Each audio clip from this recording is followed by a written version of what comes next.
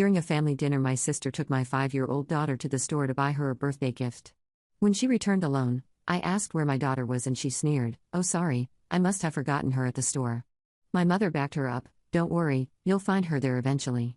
Sister laughed, "Maybe she'll learn not to steal my daughter's thunder." Turns out they didn't want my daughter having more attention than her daughter's birthday, so they deliberately abandoned her. I made one phone call that led them to ruins. What happened in my family 3 months ago still feels like a nightmare, but the aftermath has been nothing short of poetic justice. This is long, but I need to get it all out. My name is Clara, and I'm a 32-year-old single mother to the most amazing little girl in the world, Lila. Lila turned 5 this past February, and she's the light of my life. Her father walked out when she was barely a year old, so it's been just us against the world ever since. My family situation has always been complicated. My sister Taryn is 29, married to a guy named Noah, and they have a 7-year-old daughter named Madison. Taryn has always been the golden child in our family. She was the first to get married, the first to have kids, and in my mother Ivy's eyes, she could do no wrong. Meanwhile, I was the disappointment who got pregnant young and couldn't keep a man. The favoritism was always obvious, but I dealt with it because I wanted Lila to have a relationship with her grandmother and aunt. Ivy would constantly compare Lila to Madison, always finding ways to praise Madison while subtly putting Lila down. Taryn would make passive-aggressive comments about Lila's behavior, her clothes, her achievements. But I bit my tongue because I thought family was worth it. I should have seen the signs earlier. At Madison's 5th birthday party last year, Lila had brought a homemade card she'd worked on for hours. Ivy barely glanced at it before setting it aside, but when Madison opened her gifts, Ivy made a huge production of each one. When Lila started crying because she felt ignored, Taryn snapped at me to control my child because she was ruining Madison's special day. But I was naive enough to think that was just Taryn being stressed about the party. I had no idea how deep the resentment ran. 3 months ago, we were having our monthly family dinner at Ivy's house. It was a Tuesday evening in March, and I remember it being unusually warm for the season. Lila was excited because she'd learned a new song at school and wanted to perform it for everyone. She'd been practicing all week, and I was so proud of her confidence. But from the moment we arrived, something felt off. Taryn was being unusually nice to Lila, which should have been my first red flag. She complimented Lila's dress, asked about school, and even suggested they could play together after dinner. Ivy was also being more attentive to Lila than usual, which I stupidly interpreted as progress. During dinner, Lila was telling everyone about her upcoming school play where she'd been chosen to be a flower in the garden scene. She was so excited, gesturing wildly with her little hands and talking about her costume. Madison, who was sitting across from her, seemed annoyed by the attention Lila was getting. That's when Taryn made her move. "You know what, Lila?" Taryn said with a bright smile that didn't reach her eyes. "Since you're being such a good girl tonight, how about we go to the toy store and pick out a special surprise for you?" Lila's face lit up like Christmas morning.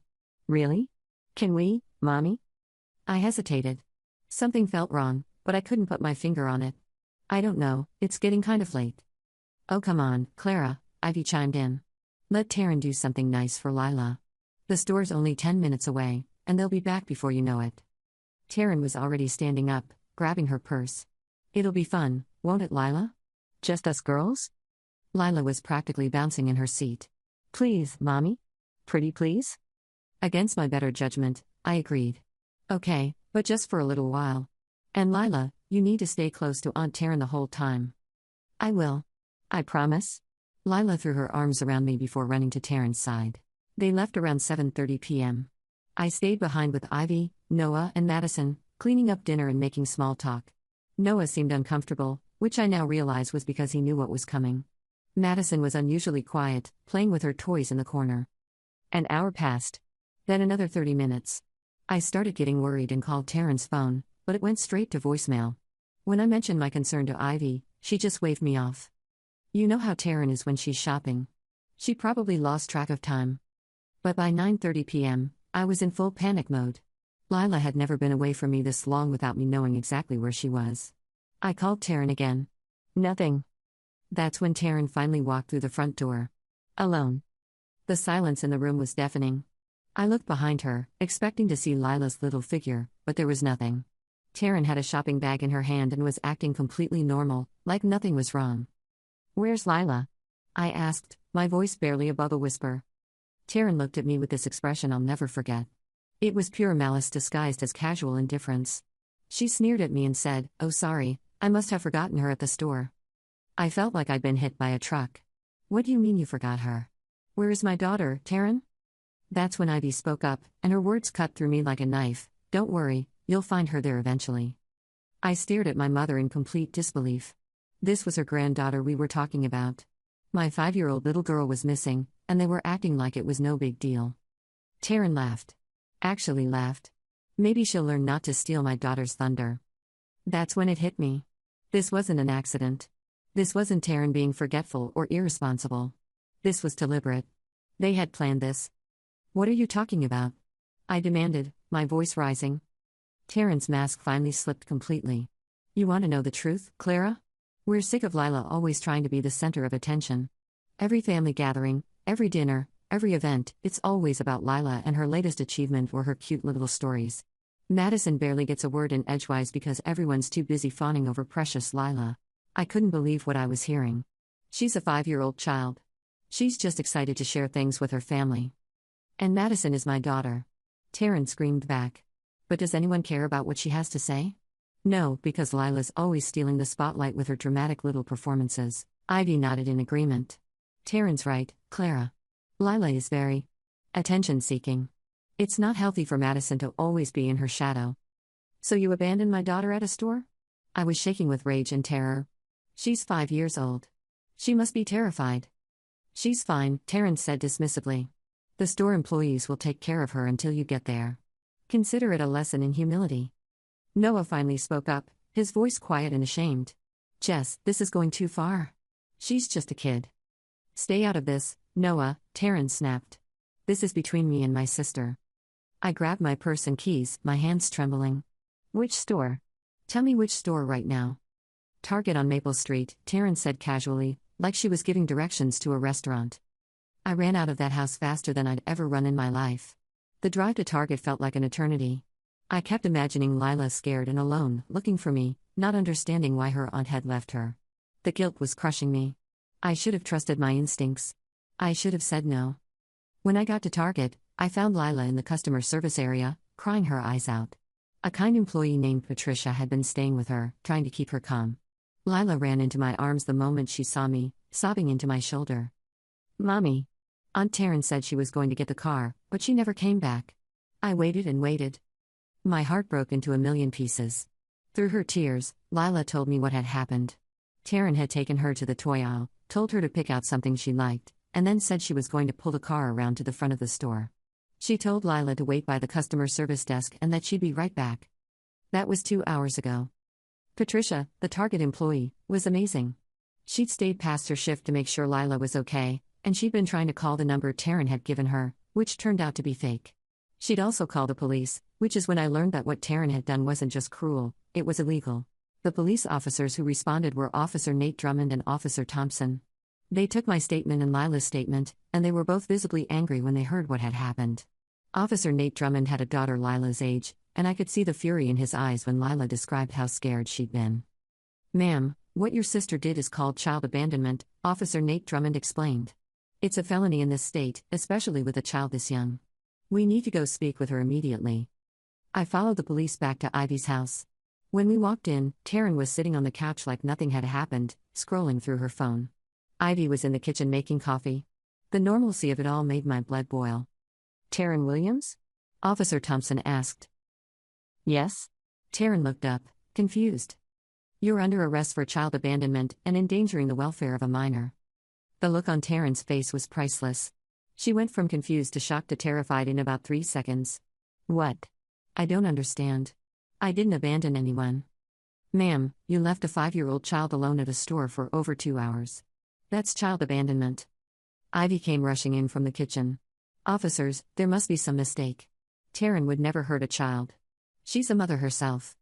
Officer Nate Drummond looked at Ivy with disgust. Were you aware that your daughter had left your granddaughter alone at a store? Ivy's face went pale. She looked at Taryn, then at the officers, then back at Taryn. I thought she was just taking a little longer to come back. That's not what you said earlier, Mom, I interrupted. You said I'd find her there eventually. You knew exactly what Taryn had done. The officers exchanged glances. Officer Thompson made some notes. Ma'am, were you complicit in this plan to abandon the child? Ivy started backpedaling fast. No, I had no idea. I thought Taryn was just running late. But Taryn, in her panic, threw Ivy right under the bus. She knew.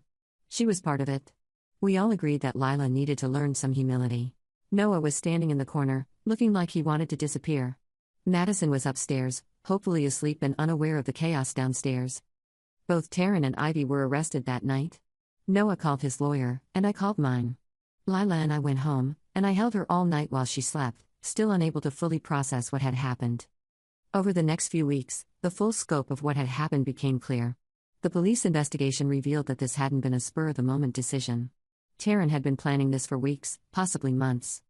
The investigation process was more thorough than I had expected. Detective Sienna Blake was assigned to the case, and she treated it with the seriousness it deserved. She interviewed everyone who had been at the dinner that night, including Noah, who initially tried to protect Taryn but eventually broke down and told the truth. Noah's testimony was particularly damaging to Taryn's case. He revealed that Taryn had been complaining about Lila for months, saying things like that kid thinks she's so special and someone needs to take her down a peg. Noah admitted that he had dismissed these comments as Taryn just being stressed, but he now realized they were part of a disturbing pattern. The most shocking revelation came when Noah told Detective Blake about a conversation he'd overheard between Taryn and Ivy 3 weeks before the incident. Taryn had said, "I'm going to teach that little brat a lesson she'll never forget," and Ivy had responded, "It's about time someone did." Noah had confronted Taryn about it at the time, but she had claimed she was just venting and didn't mean anything by it. Noah also revealed that Taryn had been researching child abandonment laws online, trying to figure out how long she could leave Lila before it became technically illegal. She had bookmarked several articles about child abandonment cases and had even joined online forums where she asked hypothetical questions about leaving children in stores. The digital evidence was overwhelming. Taryn's browser history showed dozens of searches related to child abandonment, including how long can you leave a child in a store, what happens if you abandon a child, and child abandonment laws by state. She had also researched Target's policies on unattended children and had even called the store anonymously to ask about their procedures for dealing with lost children. Detective Blake also discovered that Taryn had done a practice run the week before the incident. She had taken Madison to the same Target store and had observed the customer service area, timing how long it took for employees to notice an unattended child and what their protocols were. Madison later told investigators that her mother had made her stand alone in the store while she watched from far away and that it had made her feel scared and confused. The investigation also revealed that Taryn had been emotionally manipulating Lila for months leading up to the incident. She had been making subtle comments designed to make Lila feel guilty for receiving attention, saying things like Madison must feel so sad when everyone pays attention to you instead of her, and maybe you should let Madison talk sometimes instead of always being the center of attention. Lila's teacher, Mrs. Rodriguez, was interviewed as part of the investigation. She told Detective Blake that Lila had started becoming more withdrawn at school in the months leading up to the incident. She had noticed that Lila would apologize excessively for normal childhood behaviors and would ask permission before participating in class activities that she used to enjoy. Mrs. Rodriguez also revealed that Lila had mentioned her Aunt Taryn several times, always in negative contexts. Lila had told her teacher that Aunt Taryn said she was too loud and too much and that she needed to learn to be quiet like Madison. This testimony was particularly damaging because it showed a pattern of emotional abuse that had been building for months. They found text messages between Taryn and Ivy discussing their plan to teach Lila a lesson about attention-seeking behavior. There were messages about how they were tired of Lila upstaging Madison at family events and how they needed to put her in her place. The most damning evidence was a group chat that included Taryn, Ivy, and 2 of their friends, where they had discussed their plan in detail. Taryn had written, "I'm going to take Lila to the store and just leave her there. Maybe being abandoned will teach her some humility." One of their friends had responded, "That seems kind of harsh, even for Lila." Taryn's reply, "She'll be fine. The store employees will babysit her until Clara figures out where she is. It's not like I'm leaving her on the street." Ivy had added, "It's about time someone taught that child that the world doesn't revolve around her." Reading those messages and the police report made me physically sick. These were adults, my family, plotting to traumatize a 5-year-old child because they thought she was getting too much attention. The prosecutor, a woman named Megan Hollister, was incredible. She explained that this wasn't just a family dispute, it was a serious crime. Child abandonment is a third-degree felony in our state, punishable by up to 5 years in prison and a $10,000 fine. The endangering charge could add another 2 years. But that was just the beginning of their problems. As the criminal investigation continued, more disturbing details emerged about Taryn and Ivy's behavior patterns. Detective Blake expanded her investigation to include interviews with extended family members, family friends, and neighbors who had witnessed interactions between Taryn, Ivy, Lila, and Madison over the years. Taryn's former best friend, Maria Santos, came forward with information that shocked even the seasoned detective. Maria revealed that Taryn had been talking about wanting to teach Lila a lesson for almost a year. She had complained constantly about Lila's attention-seeking behavior and had expressed jealousy about the way extended family members doted on Lila. Maria told investigators about a particularly disturbing conversation she'd had with Taryn 6 months earlier. Taryn had said, "I swear, sometimes I just want to leave Lila somewhere and let her see how it feels to be forgotten. Maybe then she'd understand that she's not as special as everyone thinks she is." When Maria had expressed concern about such a statement, Taryn had laughed it off as a joke. But Maria now realized that Taryn had been testing the waters, gauging reactions to her increasingly extreme ideas about teaching Lila a lesson. The investigation also uncovered Taryn's social media activity, which painted a disturbing picture of her growing resentment toward Lila. In private messages to friends, Taryn had referred to Lila as the golden child, the attention whore, and the little princess who can do no wrong. She had complained about family gatherings being all about Lila and had expressed frustration that Madison was being overshadowed by her spoiled cousin. Detective Blake also discovered that Taryn had been spreading lies about Lila's behavior to other family members. She had told several aunts and uncles that Lila was becoming a problem child and that I was too permissive as a parent. She had even convinced some family members that Lila was mean to Madison, which was completely untrue. Ivy's role in the conspiracy became clearer as well. Phone records showed that she and Taryn had been in contact multiple times daily in the weeks leading up to the incident, often talking for hours at a time. When investigators obtained a warrant for Ivy's phone records, they discovered that she had been just as invested in the plan as Taryn was. Ivy had been keeping a notebook where she recorded every instance of Lila receiving attention at family gatherings. She had written detailed entries about Lila's behavior, describing normal childhood enthusiasm as showing off and attention-seeking. She had even recorded the number of minutes that conversations focused on Lila versus Madison, as if she were building a case against a 5-year-old child. The notebook entries were particularly disturbing. One entry read, "Lila performed her little song for 15 minutes tonight while Madison sat ignored. Something needs to be done about this child's ego before it gets completely out of control." Another entry stated, "Lila got 3 compliments on her drawing while Madison got none. This favoritism is damaging Madison's self-esteem. Lila needs to learn that she's not special." The investigation also revealed that Ivy had been coaching Madison to resent Lila. She had been telling Madison that Lila was stealing her spotlight and that Madison deserved more attention than she was getting. She had been encouraging Madison to compete with Lila and had been critical of Madison when she showed kindness toward her cousin. Detective Blake interviewed Madison separately with a child advocate present, and Madison revealed that Grandma Ivy had been telling her for months that Lila was a bad cousin who took attention away from good girls like Madison. Madison admitted that she had started to feel jealous of Lila because Grandma Ivy kept telling her that she should. While the criminal case was moving forward, I made a phone call that would change everything. I called Child Protective Services. I know some people might think that was extreme, but hear me out. Taryn and Noah had a 6-year-old daughter, and Taryn had just proven that she was willing to abandon a child to make a point. If she could do that to her own niece, what might she do to Madison if Madison ever misbehaved or embarrassed her? The CPS worker assigned to the case was a woman named Amanda Torres, and she was thorough. She interviewed Noah, Taryn, Ivy, Madison, Lila, and me. She reviewed the police reports, the text messages, and the criminal charges. What she found was disturbing. During her interview with Madison, Amanda discovered that Taryn had a pattern of using abandonment as a threat. Madison admitted that her mother had threatened to leave her somewhere if she didn't behave multiple times. She'd even driven Madison to a park once and told her to get out of the car, then driven around the block to teach her a lesson about talking back. Noah, to his credit, had been unaware of most of this.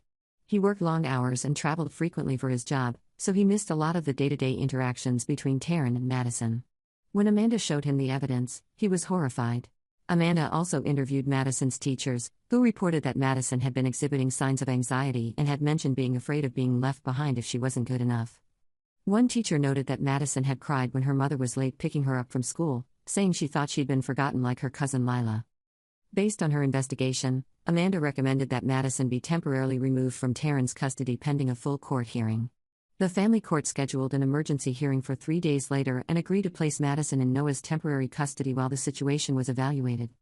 Within 3 weeks of that family dinner, Taryn's entire life had begun to implode.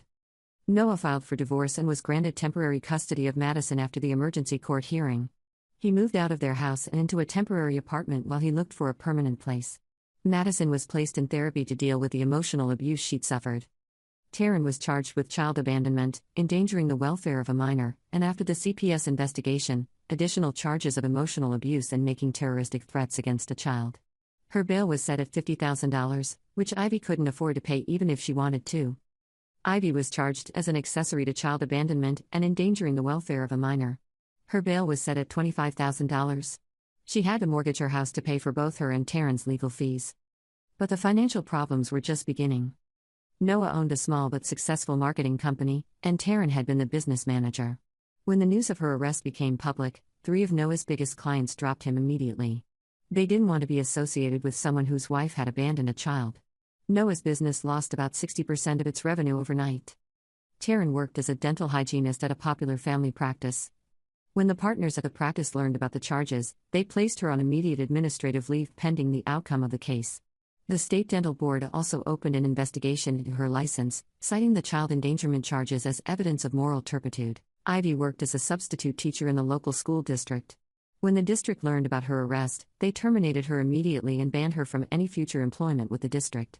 Since she was 62 years old and had been depending on her teacher's pension, this was a devastating blow to her financial security. But the most unexpected consequence came from Taryn's own stupidity. While Taryn was out on bail awaiting trial, she made the incredibly poor decision to post about the situation on Facebook.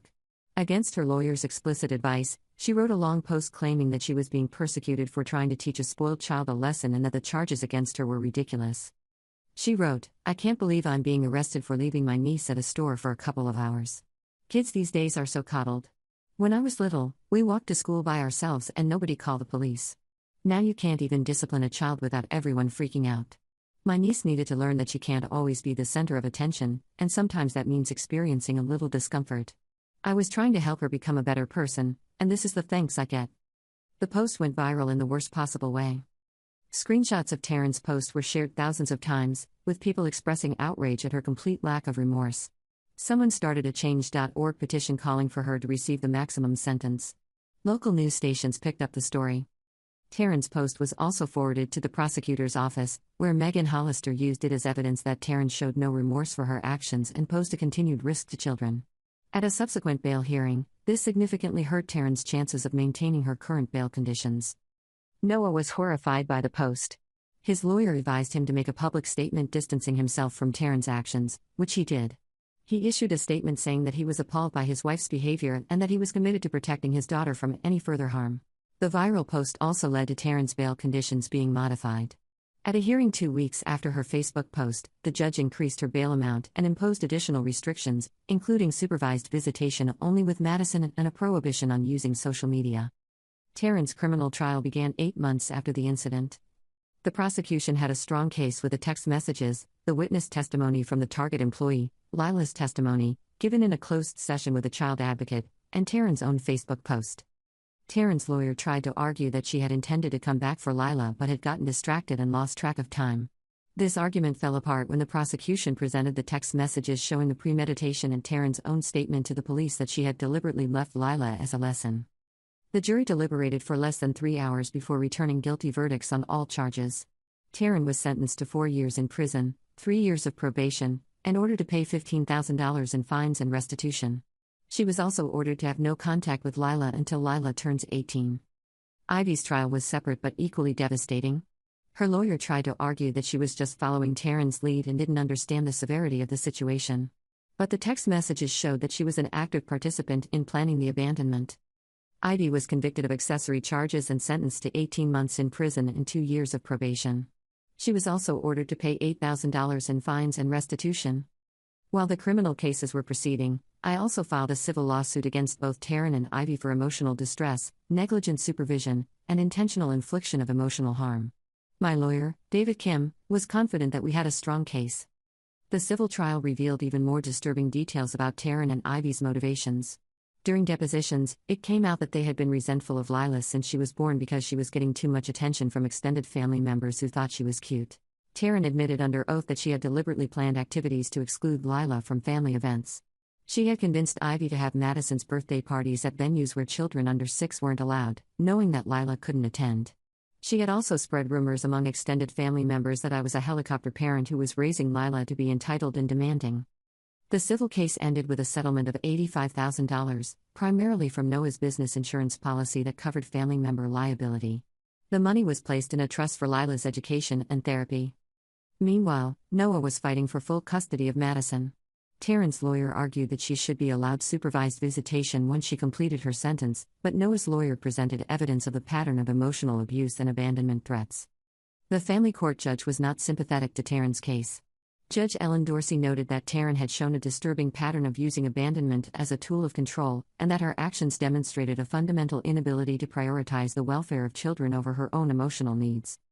Noah was granted full legal and physical custody of Madison, with Taryn's parental rights suspended until Madison turns 18. Taryn was ordered to pay child support, and any future contact with Madison would require court approval and supervised visitation. The consequences of that one night continued to spread through Taryn and Ivy's lives like wildfire. Taryn's ex-husband Noah filed for divorce and was granted permission by the family court to relocate to another state with Madison for a fresh start. He eventually rebuilt his business, and is doing well now, but it took nearly 2 years to recover from the financial damage. Ivy lost her house to foreclosure after spending all of her savings on legal fees. She was evicted 4 months after her release from prison and had to move in with her sister in Arizona. At 64 years old, she was essentially starting over with nothing. Taryn's other relationships were also destroyed. Her best friend, who had been in the group chat where they planned the abandonment, was so disturbed by the text messages that she ended their friendship. Several other friends and family members cut contact with Taryn after learning the full details of what had happened. The dental practice where Taryn had worked issued a public statement condemning her actions and donated money to a local children's charity in Lila's name. They also implemented new background check policies for all employees. The most important part of this whole story is how Lila has been doing. Immediately after the incident, I got her into therapy with a child psychologist named Dr. Ingrid Lowell. Lila struggled with anxiety and abandonment fears for several months. She was afraid to be away from me, even for short periods, and had nightmares about being lost and alone. She also struggled with guilt, thinking that she had done something wrong to make Aunt Taryn leave her. Dr. Lowell worked with Lila using play therapy and art therapy to help her process what had happened. Lila drew pictures of the incident, wrote letters to her feelings, and gradually began to understand that what happened wasn't her fault. It's been 10 months now, and Lila is doing much better. She still has some anxiety about being separated from me, but she's back to her cheerful, outgoing self most of the time. She's thriving in first grade and has made several new friends. The money from the civil settlement has allowed me to pay for the best therapy for Lila and to set aside funds for her college education. We've also used some of it to take some healing trips together. We went to Disney World last month, and seeing Lila's joy and excitement reminded me why I fought so hard for justice. One unexpected positive outcome from all of this is that Lila and I have built a new chosen family. Noah and Madison have stayed in touch with us, and we formed a genuine friendship. Madison is a sweet kid who is as much a victim of Taryn's toxic behavior as Lila was. We've also grown closer to some of my friends who stepped up to support us during the crisis. Lila now has multiple aunts and uncles who love her unconditionally and would never dream of hurting her to make a point. Patricia, the Target employee who stayed with Lila that night, has become a family friend.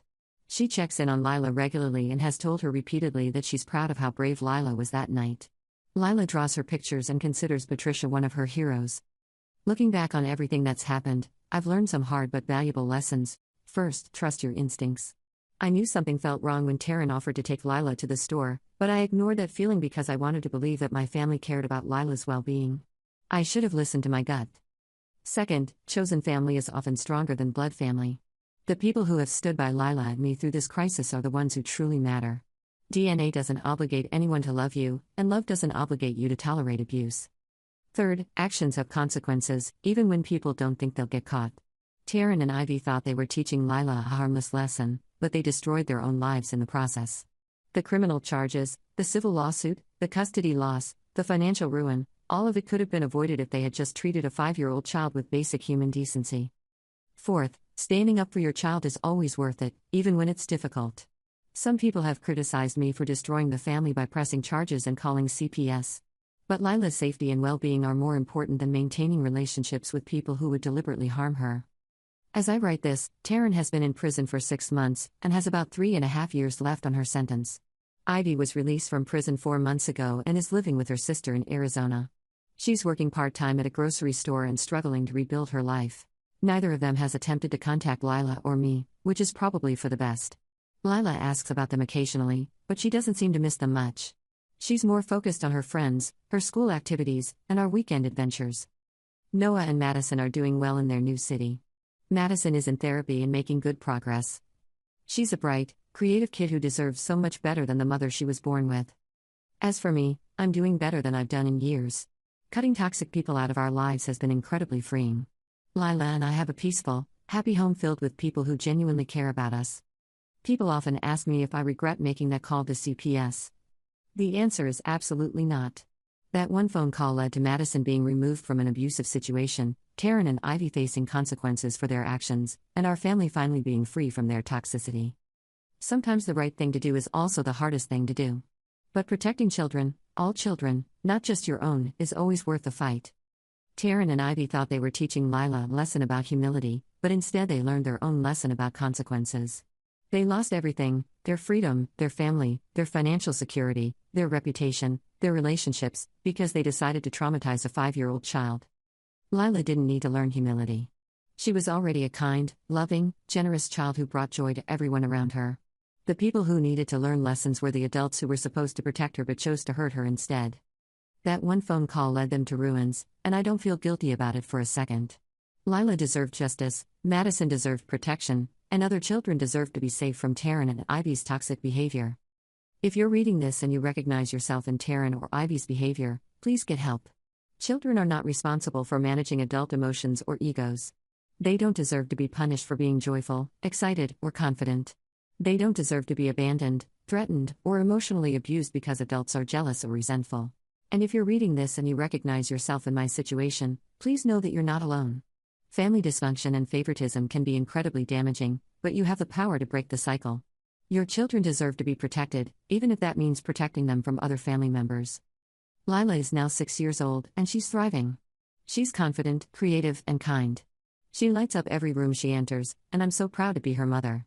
She still talks about becoming a teacher or a doctor or an astronaut when she grows up, and I believe she can do anything she sets her mind to. Taryn and Ivy tried to dim Lila's light, but they only made it shine brighter. And that's the real victory in all of this. Update. I want to add one more thing that happened recently. Last week, Lila came home from school and told me that her teacher had asked the class to write about their heroes. I expected her to write about a firefighter or a princess or someone from a movie. Instead, she wrote about me. Her essay said, "My hero is my mommy because she keeps me safe even when scary things happen. When bad people tried to hurt me, she made sure they couldn't do it again. She tells me every day that I'm special and that I don't have to change who I am to make other people happy. My mommy is brave and strong and she loves me no matter what." Reading that essay made me cry, but they were happy tears. Despite everything that happened, Lila feels safe and loved. She knows that she's valued for who she is, not in spite of who she is. That's worth more than any revenge or justice. That's worth everything. And that's my story. Taryn and Ivy thought they were teaching Lila a lesson, but the only lesson learned was that actions have consequences. They lost everything because they chose cruelty over kindness, and Lila and I are better off without them. Sometimes the trash takes itself out, and sometimes you have to make a phone call to help it along. Either way, we're all better off when toxic people face consequences for their actions. Lila is safe, loved, and thriving. And that's the only ending that matters.